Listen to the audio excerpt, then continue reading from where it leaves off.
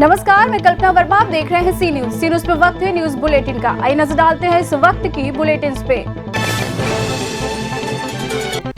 Corona महामारी के दौर के चलते जनपद के जिला प्रशासन ने जनपद के सभी निजी हॉस्पिटलों और सभी प्राइवेट डॉक्टरों को अपने संस्थान बंद रखने के आदेश जारी किए हैं। जिस तरह से जनपद में कोरोना मरीजों की संख्या लगातार बढ़ रही है और शिकारपुर के एक प्राइवेट डॉक्टर की भी बीमारी से मौत हो चुकी है और उसके संपर्क में आए कई लोगों की रिपोर्ट पॉजिटिव आई थी, उसी को देखते हुए जिला प्रशासन ने ये कदम उठाया है ताकि जनपद में कोरोना की चैन को तोड़ा जा सके और जनपद में किसी तरह मरीजों की बढ़ती हुई संख्या पर लगाम लग सके। यह निर्णय 7 मई को लिया गया था, जो आज तक कायम है और जिले के सभी प्राइवेट हॉस्पिटल और प्राइवेट डॉक्टरों की दुकानें बंद हैं। अगर कोई इस नियम का पालन नहीं करता है तो उसके खिलाफ जिला प्रशासन सख्त कार्रवाई कर रहा है। बुलंदशहर से सीनियर संवाददाता भानु प्रताप सिंह की रिपोर्ट। नगर कोतवाली क्षेत्र खुर्जा के गांव झमका नगला बंजारों में सुभाष उम्र लगभग 30 वर्ष से पुत्र करतार सिंह मजदूरी करके अपने परिवार का भरण पोषण करता है। परिवार में कुल 6 सदस्य हैं। सुभाष, उसकी पत्नी पुष्पा और बेटियां, साथ ही एक बेटा। आरोपी सुभाष नशा करने का आदी है। शनिवार को आरोपी सुभाष सुबह से ही शराब पी रहा था। सुभाष लगभग रात 8 बजे नशे में धुत होकर घर आया और पत्नी से सब्जी बनाने को कहा। पत्नी ने रात ज्यादा होने का कारण बता करके सुबह सब्जी बनाने की बात कही, जिस बीच दोनों में विवाद हो गया। सुभाष का बच्चा विनय झगड़े के दौरान मां के पास आया तो सुभाष ने नशे व गुस्से के कारण उसे पटक दिया, जिससे उसको सिर में गंभीर चोट आई है और वह बेहोश हो गया। बच्चे की हालत गंभीर देख आरोपी सुभाष मौके से फरार हो गया। परिजनों ने विनय को आनंद फानंद में ओम ट्रामा सेंटर में भर्ती कराया, जिसकी इलाज के दौरान रविवार सुबह 6 बजे मौत हो गई। जानकारी हुई इस बात की? ये शाम के अंडा फंडा लाया तो ये घरवाली तो मेहनत करने चली गई थी।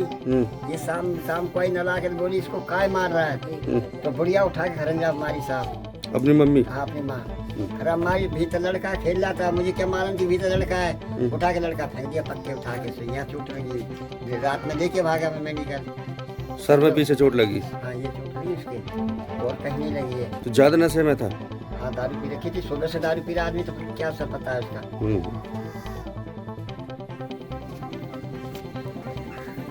भाषा, क्या नाम है आपका? वीरपाल सिंह नायक। वीरपाल जी, इस जो गांव है, ये क्या नाम है इस गांव का? झमका नगला बंजारा। क्या केस हुआ आज? केस क्या हुआ जी, कल दारू पी के आया लड़का। कौन, क्या नाम है उसका? सुभाष जी। दारू पी के आके उसने अपनी बहू की मारपीट करी होगी। बहू वहाँ से निकल गई, बच्चा रहेगा घर। अब बच्चे को पीट दिया उसने। अच्छा। रात ओम ट्रामा सेंटर में भर्ती करा, वहाँ सुबह मृत्यु घोषित कर दिया बच्चे को। अच्छा, रात कितने बजे घटना लगभग? 8 बजे के लगभग होगी। अच्छा, तो अब सुबह बच्चा मृत मर गया। अच्छा, तो सुबह कितने बजे पता लगा इसका? सुबह पता चला 6। नगला बंजारा गांव का एक बच्चा है, उसकी मृत्यु हो गई है इलाज के दौरान। ये पूरा मामला क्या है? नगला बंजारा का सुभाष बंजारा नाम का व्यक्ति कल रात शराब के नशे में आया और अपनी पत्नी से अंडे बनाने की जिद करने लगा। पत्नी ने मना कर दिया तो पत्नी को पीटा। बीच में बच्चा आया तो बच्चे को भी पीटा और उसके बाद घर से चला गया। रात में बच्चे की तबीयत खराब होने पर उसे अस्पताल में भर्ती कराया गया। इलाज के दौरान बच्चे की मृत्यु हो गई। बच्चे का नाम विनय है, जिसकी उम्र 3 साल है। पंचायतनामा भर करके पोस्टमार्टम की कार्रवाई की जा रही है। तहरीर प्राप्त हुई है, तहरीर के आधार पर अभियोग पंजीकृत कार्रवाई की जाएगी। क्या नाम है आपका? पुष्पा, क्या घटना घटी थी रात? दारू पी के आया था। अच्छा। वो मुझसे बोला कि अंडा बना। मैं बनाने लग गई। इतने में मेरी सास आ गई घर पे। वो बोली कि झगड़ा क्यों कर रहे हो। उन्हें भी मानने लग गया। फिर मुझसे चूल्हा गट्टी तार पूछी, कुछ नहीं छोड़ा उसने। क्या नाम है आपके पति का? सुभाष। अच्छा, फिर क्या हुआ? उसने चूल्हा गट्टी फोड़ने लगा मुझे। मैं बोली मेरा भी नंबर आ गया। मैं बाहर निकल के चली गई। मेरा बच्चा ही टाड़ा रह गया। कितने साल का आपका बच्चा? वो बाहर झगड़ा करने लगा। मैं अभी बाहर निकल गई तो सब लोग सब बचा रहे थे को, तो भाग के आके मेरे बच्चे को खा गया। बुलंदशहर से सीनियर संवाददाता भानु प्रताप सिंह की रिपोर्ट। कोरोना वायरस के चलते जिला प्रशासन बुलंदशहर ने अलग अलग क्षेत्रों से लगभग 258 लोगों को क्वारंटाइन सेंटर भेज दिया था, जिन लोगों को 30 से 40 दिन पूरे होने के बाद कोरोना संक्रमण लक्षण न होने पर भी प्रशासन के द्वारा नहीं छोड़ा गया, जिसको देखते हुए मुस्लिम समुदाय में रोष कायम है। रमज़ान का महीना चल रहा है और ईद आने वाली है। इस मामले को लेकर 2 अधिवक्ता जिलाधिकारी बुलंदशहर से मिले। जिलाधिकारी से संतोषजनक उत्तर न मिलने पर कुछ मुस्लिम समुदाय के लोग पूर्व विधायक गुड्डू पंडित के दरबार गुहार लगाने पहुंचे। गुड्डू पंडित ने इन लोगों को आश्वासन दिया, जमाती लोगों को छुड़वाने के लिए पूरा प्रयास किया जाएगा, चाहे इसके लिए मुझे लॉकडाउन तोड़ना पड़े या मेरे ऊपर मुकदमे हों। जब तक मैं इन लोगों को न्याय नहीं दिला दूंगा, मैं पीछे नहीं हटूंगा। विधायक जी, अभी एक सूचना मिली है कि 258 व्यक्तियों को जो बेसिकली एक समुदाय से हैं, उन्हें अलग अलग क्षेत्रों से क्वारंटाइन किया गया और आज लगभग 30 से 40 दिन हो चुके हैं, उन्हें प्रशासन छोड़ने को तैयार नहीं है।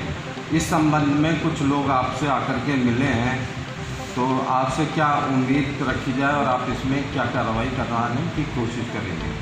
भाईजान, जहाँ तक समुदाय का मामला है तो मैं आपको ये बता देना चाहता हूँ कि मैंने ब्राह्मण घर में जन्म लिया है। मैं सब में ईश्वर अल्लाह परमात्मा देखता हूँ। ब्रह्म जानाति ब्राह्मण जन्मना जायते शुद्ध संस्कारे दिग्गुचते वेद पटाद भवेत विप्र ब्रह्म जानाति ब्राह्मण। जो ब्राह्मण ब्रह्म को जानता है, यानी अल्लाह को जानता है और अल्लाह के बंदों को प्यार करता है, वो ब्राह्मण है। जो उनके साथ हो रहा है वो हमारे लोगों के भी साथ हो रहा है, यानी कि जो अपने आप को हिंदू कहते हैं, हिंदू की परिभाषा नहीं मालूम और धा का मतलब नहीं मालूम और धर्म की व्याख्या करते हैं वो लोग। तो रोग न हिंदू होता है न मुसलमान, रोग होता है। उनके साथ जो नाइंसाफ़ी हो रही है, मैं डीएम साहब से भी कांटेक्ट में हूँ। मैं आज डीएम साहब से सीरियसली बात करने जा रहा हूँ। अगर उनको नहीं छोड़ा गया तो मैं लॉकडाउन भी तोड़ूंगा, चाहे मुझ पर कितने मुकदमे लग जाएं, मैं उनको हिसाब दिलाते रहूँगा। बात पूरी, बात खत्म। प्रशासन को जो एप्लीकेशन दी है आपने, क्या मामला है? इसमें ऐसा है कि 258 तबलीग के आदमी उठा रखे हैं 31 मार्च से क्वारंटाइन के लिए। इन्होंने अपना उनकी अवधि पूरी हो चुकी है। करीबन कुछों को 30 दिन हो गए और कुछों को हो गए हैं 40 दिन, जो कि अभी हमने प्रशासन डीएम साहब से हमने बात करी थी 5 तारीख में। उन्होंने कहा कि एडीएम प्रशासन से आप बात करिए। आज हम एडीएम प्रशासन के लिए पास प्रार्थना पत्र लेकर गए, तो उन्होंने कह दिया कि हमारे बारे में ऊपर प्रशासन से कोई आदेश नहीं है। ये कह दिया कि उन्हें कि ऐसा है, इनके बारे में हम आपको कोई भी जानकारी नहीं दे सकते। तो सुना है उन पर कुछ एफआईआर भी हुई है क्या? अगर इन पर एफआईआर हुई है तो 188 में अगर एफआईआर हुई है तो ये बेलेबल ऑफेंस है सब।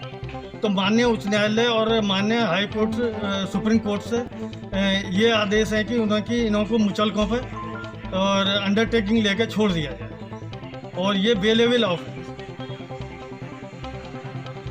मेरा नाम मोहम्मद सरफराज। आज आपने एक तहरीर दी है, क्या पूरा मामला? ये ऐसा 31/3/2020 से 7/4/2020 तक लगभग 258 तबलीग जमात के लोगों को जो है इन्होंने उठा लिया है कोरोना वायरस संक्रमण की वजह से, और जिनको जो क्वारंटाइन के लिए लेकर के चले गए थे, और आज उनको 30 दिन से ऊपर का टाइम हो गया है और उनके ना तो उनको छोड़ा जा रहा है, ना ही उनके बारे में कुछ बताया जा रहा है। जिसके संबंध में आज उप जिलाधिकारी महोदय को प्रार्थना पत्र दिया है, तो उन्होंने भी ये कह दिया कि हमें जो है इस पर बोलने की कोई ऊपर से ऑर्डर नहीं है। और उसके बाद में जो है प्रार्थना पत्र उनको दे दिया गया है, और माननीय प्रधानमंत्री जी के पोर्टल पर भी प्रार्थना पत्र के माध्यम से जो है हमने शिकायत दर्ज करा दी है। सरफराज भाई, आप एक एडवोकेट हैं, आपने एडीएम साहब से ये सवाल किया कि आगे की क्या प्रक्रिया अपनाई जाएगी? इन्हें ऐसे क्वारंटाइन रखा जाएगा या इनकी आगे की कोई कार्रवाई होगी? अगला कदम आपका क्या रहेगा?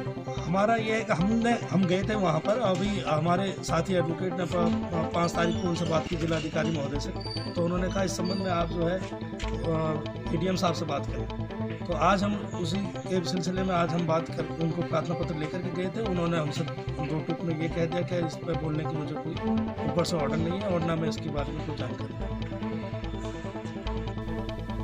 बुलंदशहर से सीनियर संवाददाता भानु प्रताप सिंह की रिपोर्ट।